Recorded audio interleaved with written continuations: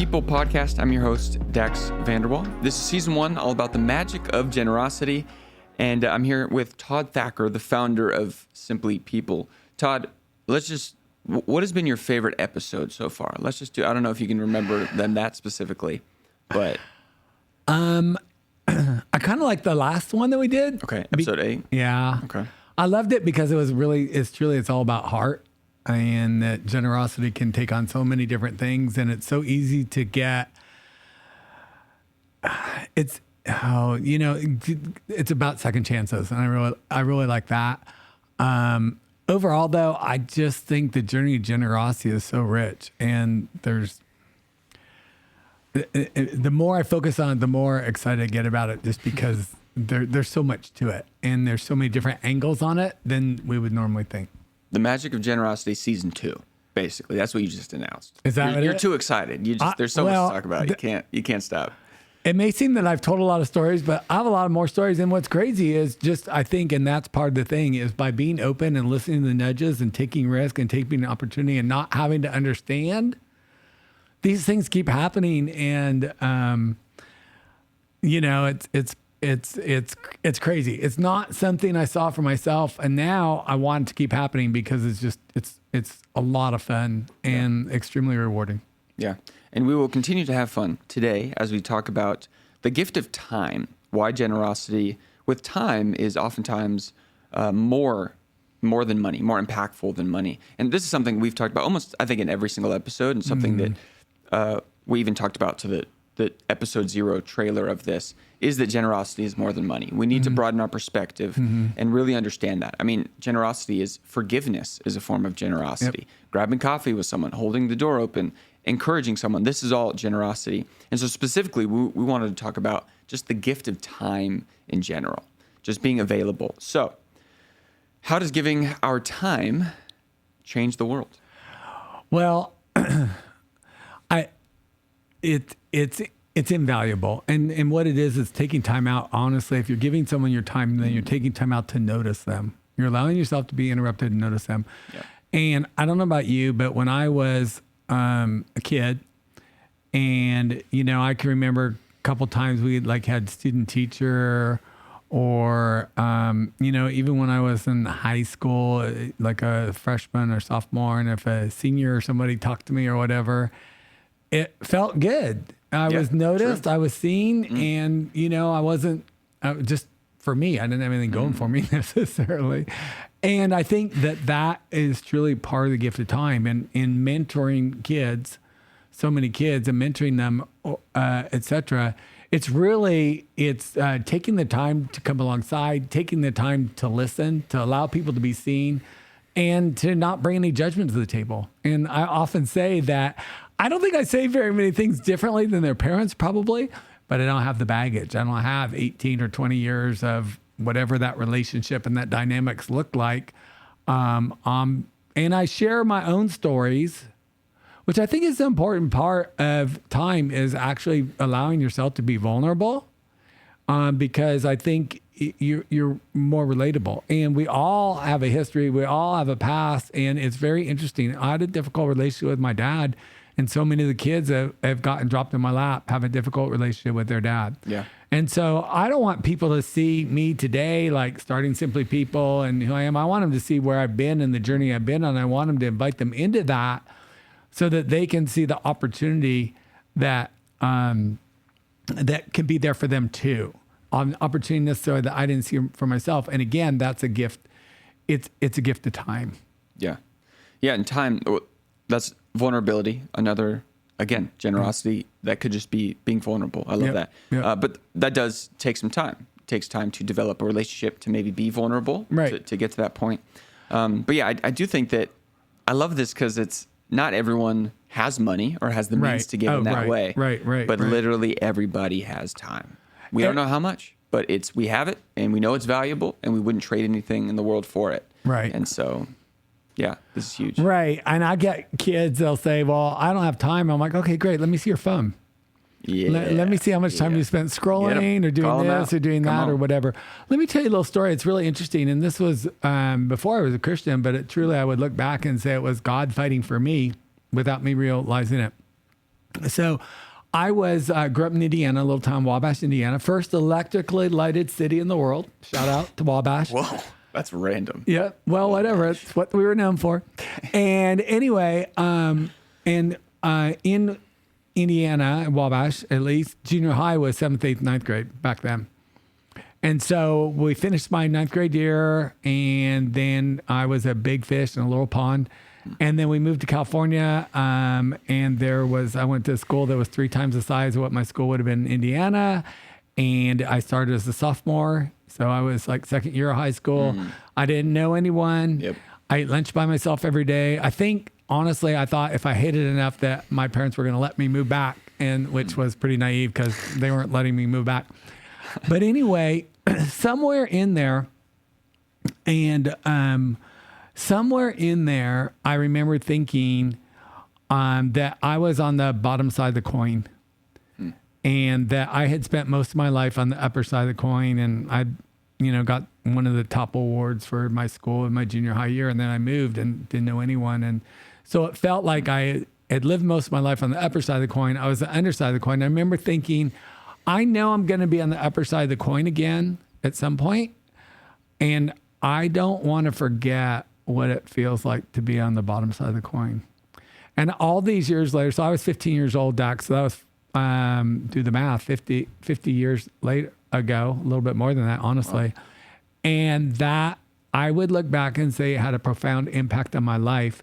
And that had a profound impact as me noticing people and giving them time and allowing myself to be interrupted and to try to drop myself in their shoes. And even if I couldn't understand, to have empathy. And so. Yeah, I love that. It reminds me, I think we all probably have stories of just a moment where someone saw us and took time to ask us how we're doing. That's a lot of people's stories. Like, I just asked this person how they were doing at 7-Eleven at the gas station, and they started crying. Right. The reason that's so powerful and profound is because it's like, oh, wow, someone's taking their time and spending it in this way, spending the currency of time to be generous. Right. Well, and not taking someone for granted, right? Yeah, absolutely. Yeah. Yeah, I think, I guess one of the obvious reasons why we don't feel like we have this time to spend is because we're just constantly in a rush. We're constantly distracted. There was that big Ruthless Elimination of Hurry. This was like 5 or 6 years ago, John Mark Comer, that book. And everyone was talking about, we just got to slow down. We just got to be turtles in our day to day.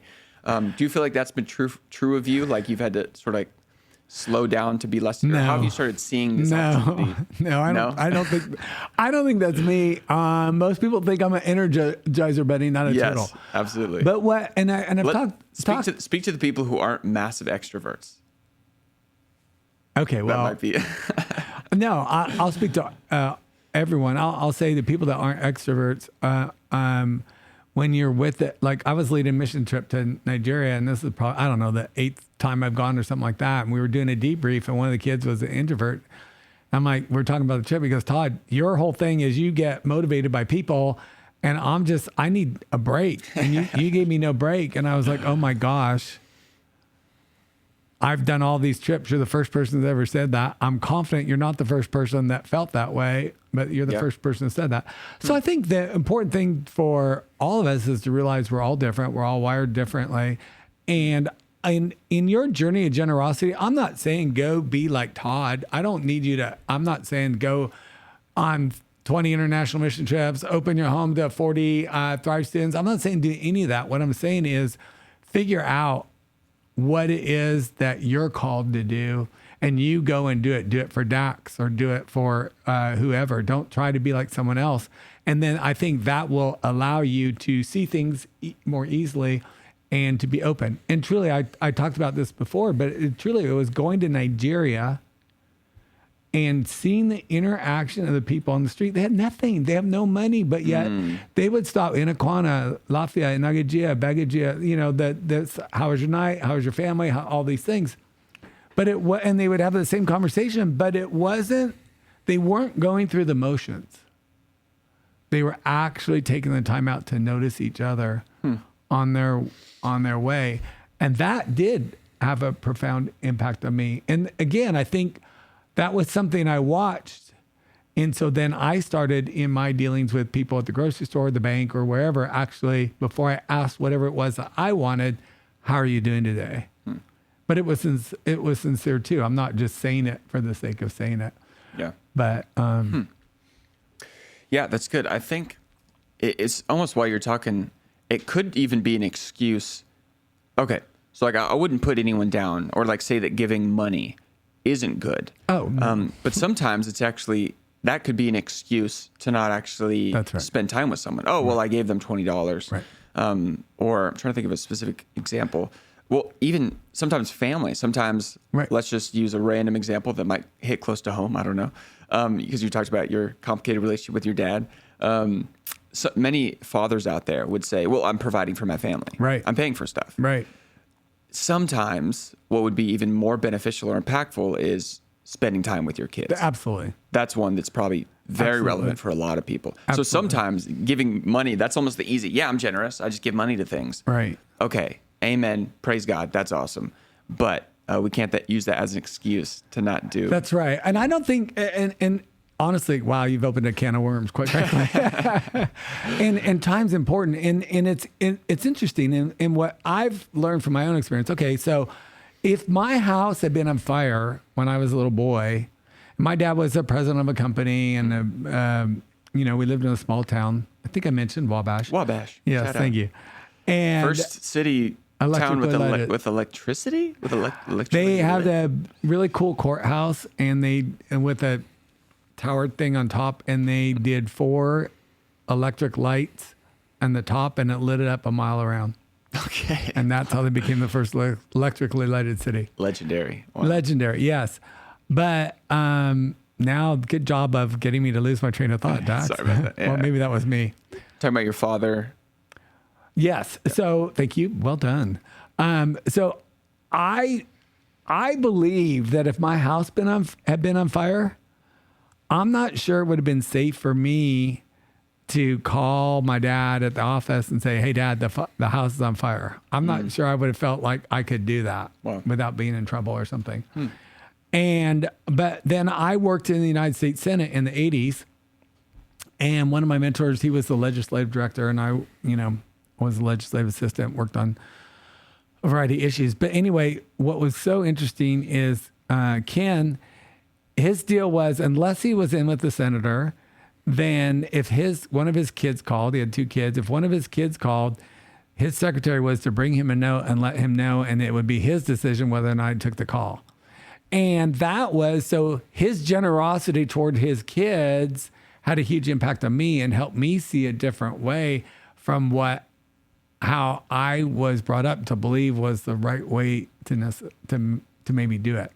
And so I've seen in many, and I want to encourage people, if you've had different or difficult experiences or whatever, the gift of time and watching other people and exposure to other people can help you see perhaps a different way or alternative approach that could work for you. I was a better dad because of that. And I would think that my kids would say one of the things I did was to give them the time to make the time. I was, busy, but like even little things like for much of my career, my company was on the East Coast and I live in California. And so if I had to go to the East Coast, most of my peers would fly during the day. I would work during the day, come home and have dinner, and then take a red eye out, because then that was one less night that I was gone out of my kids' lives.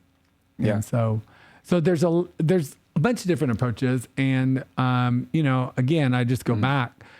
I think time and sincere time, like truly noticing. Yeah. I think one of my concerns today with regard to time is people are buried in their phones, and parents, or they'll get their kids set up and, or the kids are playing games and, where's the communication? Or I'll talk to people. I'm like, did you talk to them? Like, yeah, I talked to them. I'm like, well, did you talk to them or did you text them? And I'm not bagging on any of that, but I want to encourage all of us, the power of time and the power of seeing people, the power of allowing ourselves to be interrupted and go for it in the moment. Yeah. I mean, another story.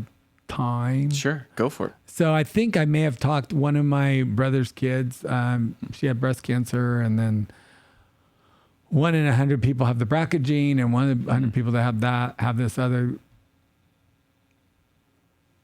bad situation. So anyway, Rebecca was going to die. And when I showed up at the hospital, I think I talked about that a little bit. But one of the things that she always said, she wanted to go dancing. And when are we going to go dancing? And I'm like, I don't know, and finally, and so I went down and gift of time. She lived 200 miles round trip. 400 miles round trip. And in 3 weeks, I went down to see her 6 times.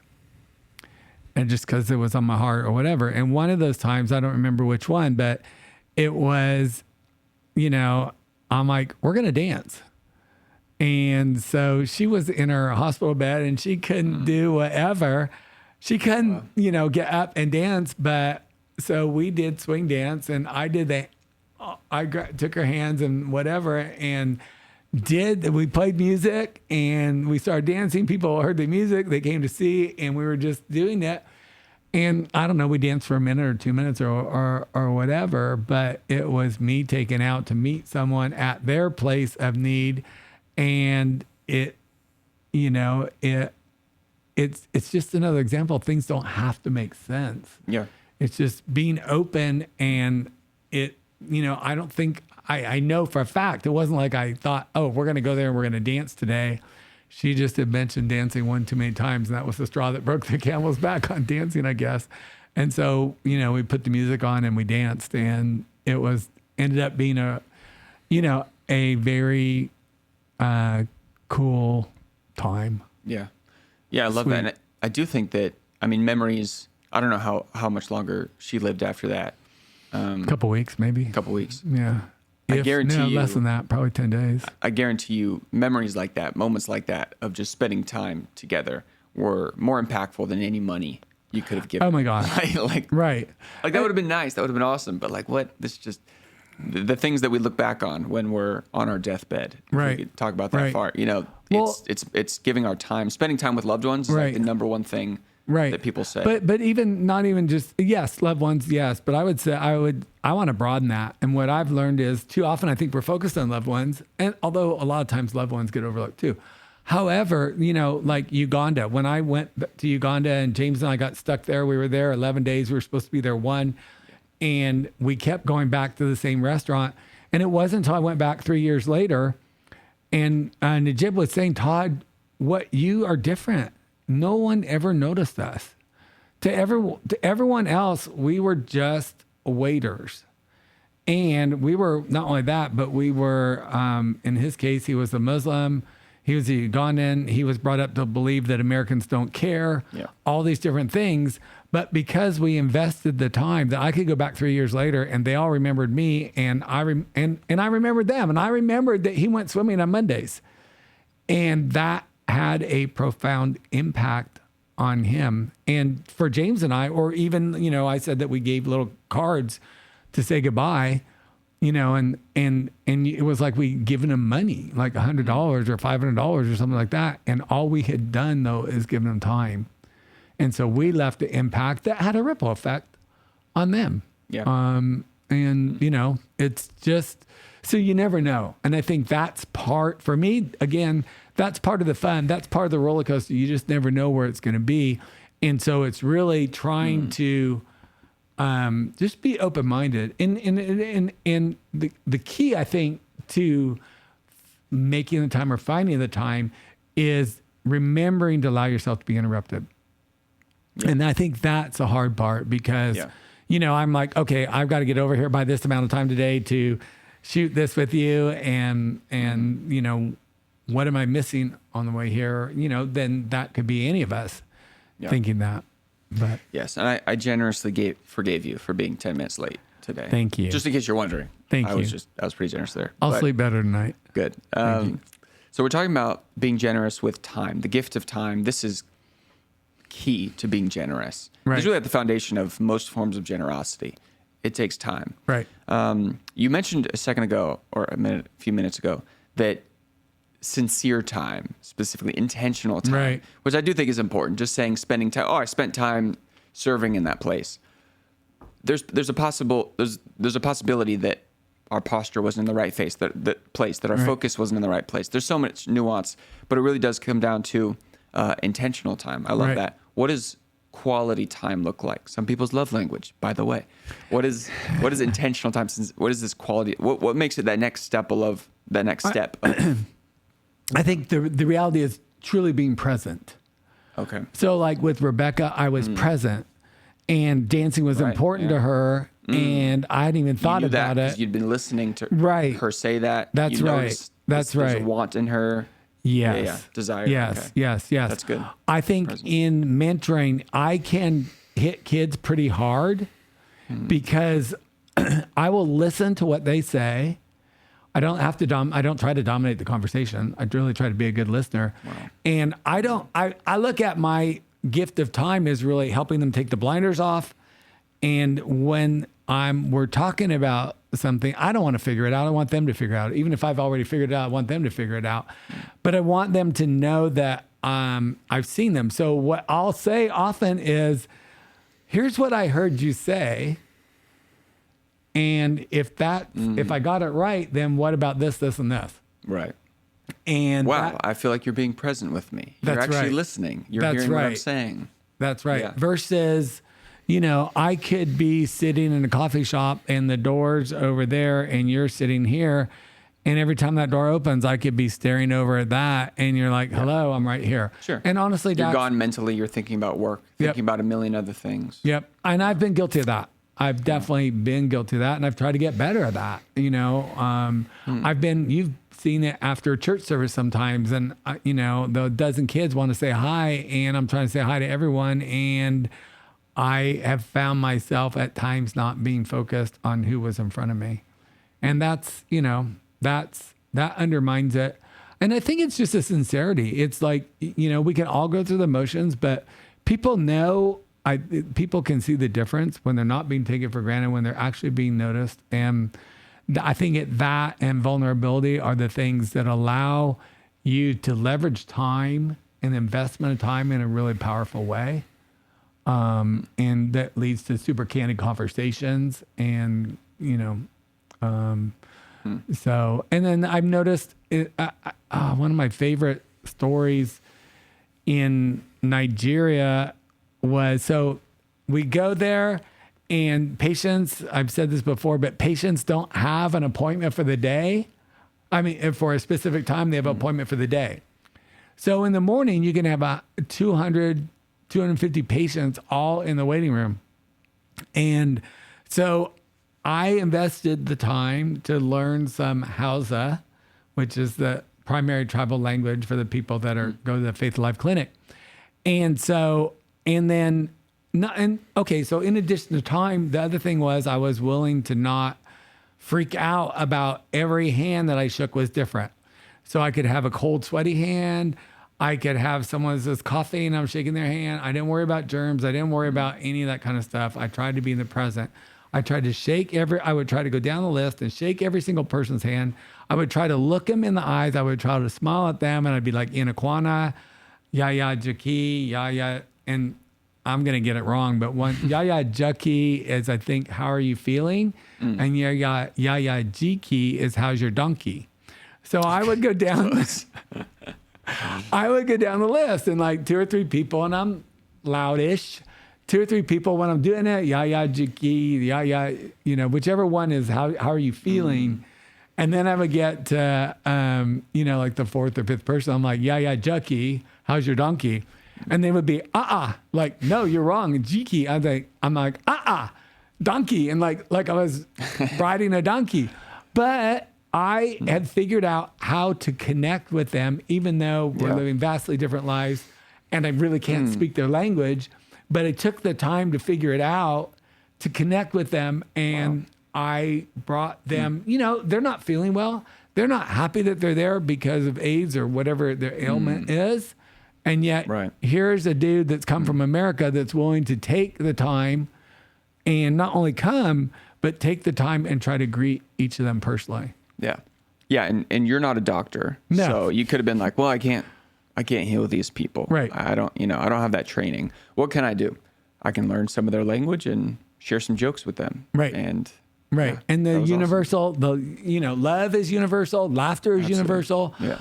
I think people sometimes take their faith too seriously and don't realize. I mean, I believe Jesus had an amazing sense of humor, and I think that we're supposed to have a really good time, and that is a compliment to. And again, that's a way that there's all these different ways to be real and connect with people. You can share humor, you can share time, you can share eye contact.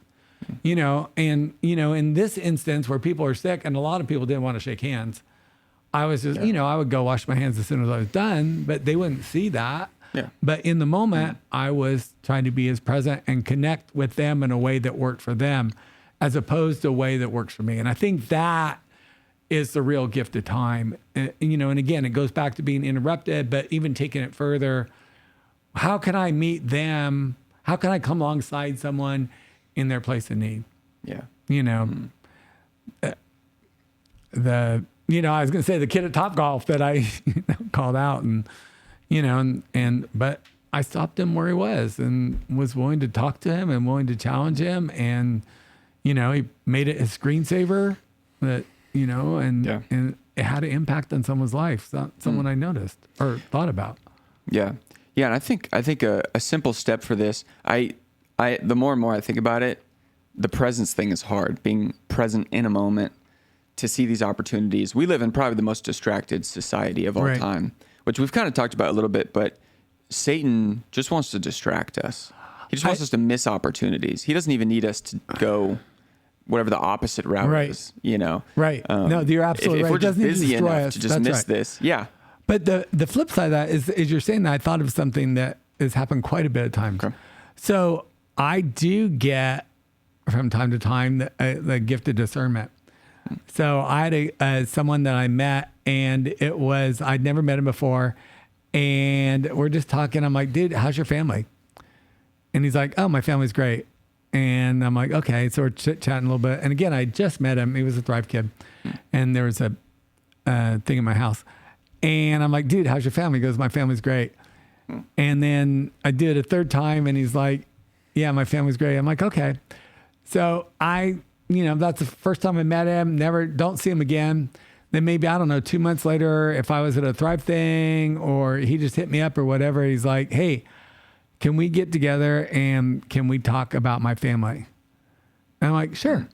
But there's a situation where it was on my heart to ask him about that. It was the same thing like when I had the Topgolf kid and I asked him about sex. I wasn't thinking of that. That just popped in my head, and that's what spilled out. And in the Topgolf one, the kid's like, oh my gosh, I prayed about that last night. You're the answer to that prayer. And, whatever. The kid that with the how's your family, he wasn't ready to talk about it, or he was afraid to talk about it, or he's afraid to open up about it, or whatever. Or maybe he felt it wasn't safe because I just met him. I don't know. But so it works both ways. We can miss opportunities because we're not being interrupted, or we can allow fear. If someone's try to come alongside us or whatever, we can allow fear to stop us too. Wow. I had a guy in Nigeria. This is kind of a cool story that he was the architect and who helped build the Faith Alive Clinic. And we had become pretty good friends. And he was always trying to give me stuff. And while by Nigerian standards, he was doing quite well. In my mind, my ego, I guess, my pride, I didn't want to take things from him because I felt that, I had more than he had. And, it was out of respect, quite frankly. But finally, after the third or fourth time of me refusing him, he says, Todd, do you like to help people out? And I'm like, yeah, I love it a lot. And he's like, so do I. And every time you tell me no, you deprive me of the opportunity to do something that you enjoy too. And it was really a great comment, because here's what someone was trying to, in this instance, he was trying to give me something, but he was also trying to invest time in me, invest in me as a person. And I was shutting down an avenue of that out of good intent, not, but I was missing opportunity. And that was a really cool thing. So I think in a lot of these things where we may miss opportunity or, in time and things like that, that those are all opportunities. Again, you've asked before, don't ever beat yourself up because you miss it. Yeah. The goal is to learn from it, see it. And, I've seen people on the side of the road and I'm like, oh, I need to stop. I don't stop. I go back 5 minutes later, they're gone. And what did that do? That remind me next time that I need to actually allow myself to be interrupted and go do, whatever I feel I'm being asked to do. Yeah. I love that. Yeah. That was a good example. I think for some people might maybe wondering about opportunity in general. Right. Maybe you're listening, you're like, okay, cool. I'm down. I'm Right. down to spend my time more. But like, what would this look like? I think a great way to actually open doors, if you want to be proactive and find opportunities to be generous, tell the people in your life, hey, I would love to help you more. I would love to support you. Let me know Right. if you need anything. I know some people have done that. I mean, you've definitely said that to me over the years. And so I know, okay, Todd is willing to be available and make time to Right. support me if I need that. Right. So literally tell the people in your life that. Tell your And kids, support you tell in your a variety of partner, ways. Tell your friends. Right. Yeah. They Right. could literally be, Right. hey, I know you're in a really busy season, stressed out at work. Let me know if there's anything else I could do around the house to help you. I mean, this could look so many ways, but maybe be proactive, put yourself out there, say, hey, just let you know, I'm here to help. Right. And that'll absolutely open doors in some way. Right. And I think it also can be even simpler than that. And I've had people that have just texted me and said, hey, I'm thinking of you. You're on my heart today, and then just hit me up and send a text. And I've had things that I'm going through. I had a thing, this is crazy. I had a thing last year with work, and I was trying to get this, a leadership role. And, I had, there was a vote, although, there was vote, and I got 2/3 of the vote compared to someone else's third of the vote. And the other person ended up getting appointed and whatever. And it was hard for me. And, my prayer in those things is God open doors, close doors, but still I'm human and sometimes it's hard. And I was struggling with it. And I'm like, God, I just need someone to reach out to me. And so I'm at the gym, which is like 10 minutes from my house or whatever.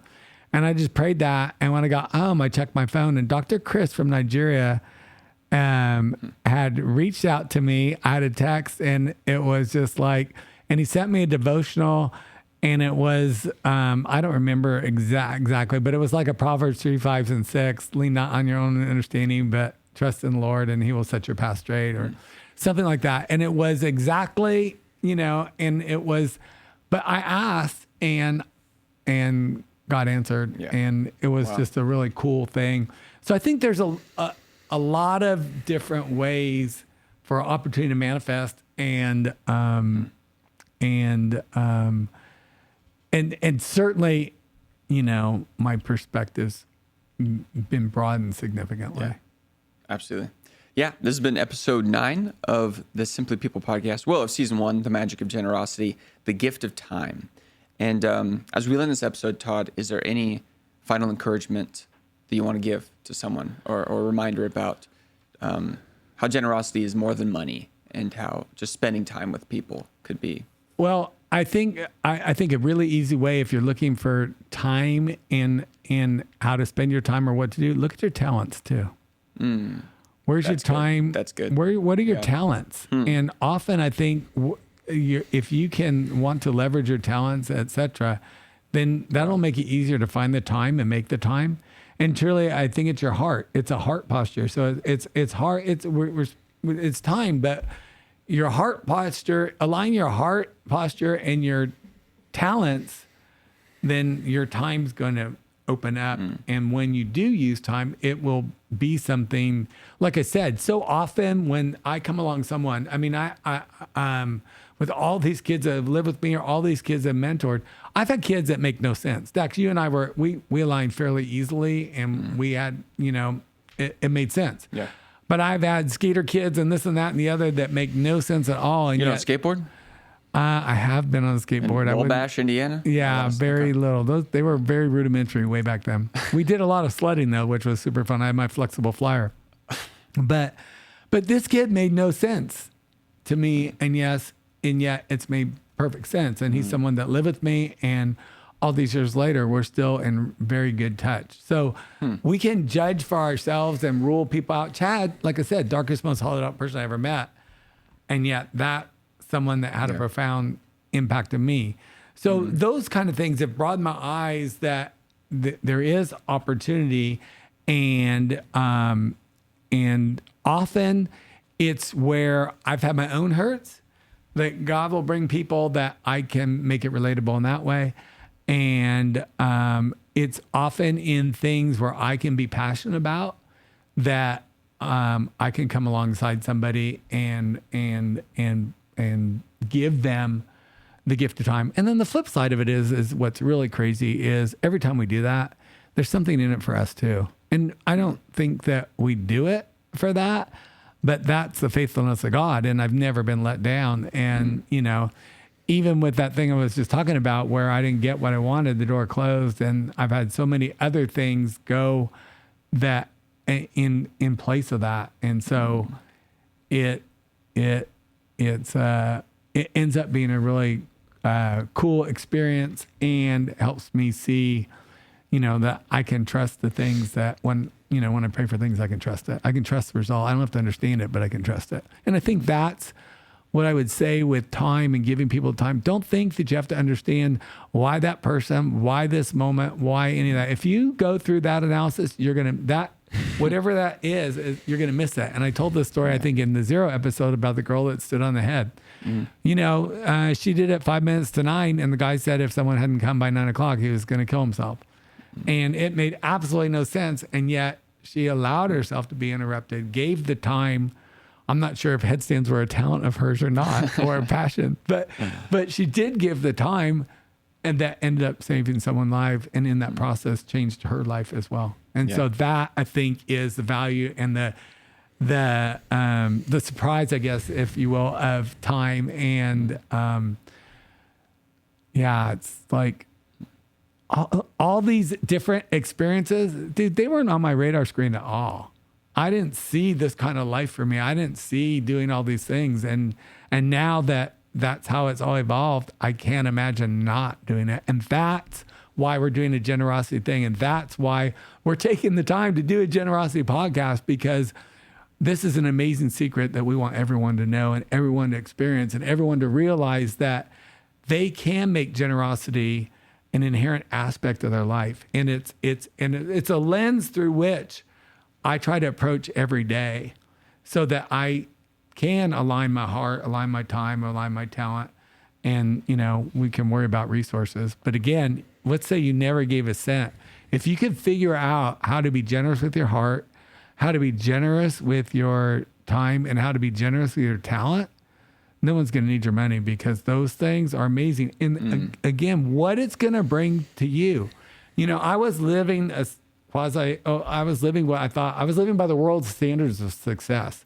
So that all looked good on paper, but I am telling you, ever since I liberated my heart, liberated my time, and liberated my talent, which ultimately has also helped liberate my wallet. But again, I don't think I have to liberate my wallet to live this rich life that, and the consequences. And we talk about ripple effect. Look at all the kids I've invested the time. And now you guys are out there, you're getting ready to go do a master's program and chase a ministry that could have a profound impact. And no, that's not because of Todd, but I did come alongside you, and, I was a straw in Dax's journey that helped him and this and that. And when we do that, those ripple effects, it can be super profound. And that's like with Simply People. We want people to see, if you take any small action forward, we want you to see that how that may have changed someone, that may have altered a life. And so that can inspire you to do more and be more. And that collectively, we can be the change that the world needs. Not any one individual is going to have to do that, but we can do that together. Yeah. Amen. We all have time we can be more generous with. We all have talents that we can be more generous with. Again, that's also very, very practical of, what talents do you have? I love that. If you're good at landscaping, right, cool, you can be generous with that. Even if you don't feel like you have the financial means to give right now, that's a gift that you have. That's a talent that you have, and you can be generous with that. And so I'm just going to pray that that we can all just have opportunities this week and moments where we can just be available and let ourselves be interrupted and be generous in that way. So absolutely love that. This has been episode 9 of The Magic of Generosity. Only one episode left. So I would just say right now, as we are about to close the journey, one more episode, go to Simply People on Instagram and tell us what your favorite moment has been, what your favorite episode has been so far. And we would love to hear from you. And thank you for being on this voyage with us. I didn't say Odyssey or voyage or. I like voyage. I'm going to need more synonyms. Oh, escapade. I actually did have escapade written down. I didn't say that. But you didn't say it. But thank you for joining us on this escapade of generosity. And we'll see you in the last episode. I'm glad we had time for you to fit that in. Oh, I'm thankful too. That was See great. what I did there? I did. Yeah. Thank you for another bow. Bow's out. Well, thank you guys for listening, and we'll see you in the next episode.